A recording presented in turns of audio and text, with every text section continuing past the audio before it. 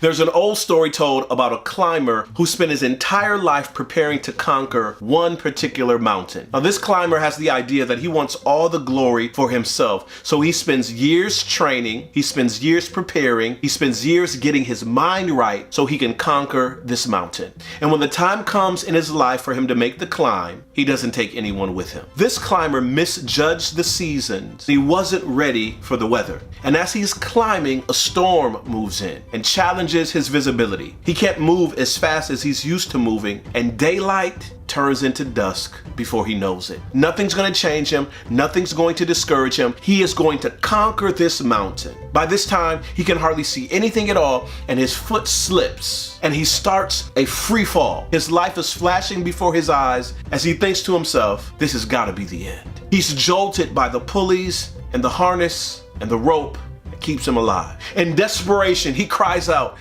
if there's a God, will you help me? Yes, a voice responds. God? What would you like me to do for you? Save me, please, save me. The voice responds, do you trust me? He hasn't heard this voice before, but what are his options? Yeah, I trust you. Well, if you trust me, cut the rope. If I cut the rope, I'll lose the only chance that I have of survival. The voice responds, cut the rope. God, you gotta be kidding. There has to be another way. There has to be another option. The voice responds, cut the rope.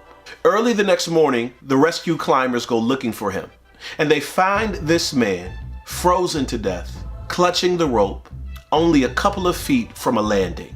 If he had cut the rope, he would have landed safely, been able to build a shelter for the night, and survive the storm. When we look at our lives, there's some ways that we have developed to make it. There are some survival skills that we have cultivated. There have been processes and procedures that have got us this far. But now we're at a crossroads because we realize that many of the things that we use to get us here won't get us there. Many of the tactics that we use to survive on this level will not allow us to thrive on the next level. There are some things that you have to let go of. There are some things that you have to say no to.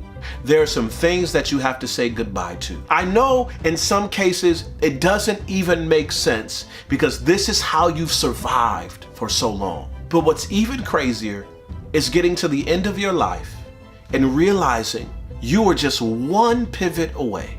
You were just one decision away. You were just one cut away from making it to where you wanted to be. You were just one cut away from making it to where you are called to be. So at this point in your life, at this crossroads of your experience, will you hold on to what keeps you comfortable, or will you cut the rope so that you can regroup and so that you can keep going?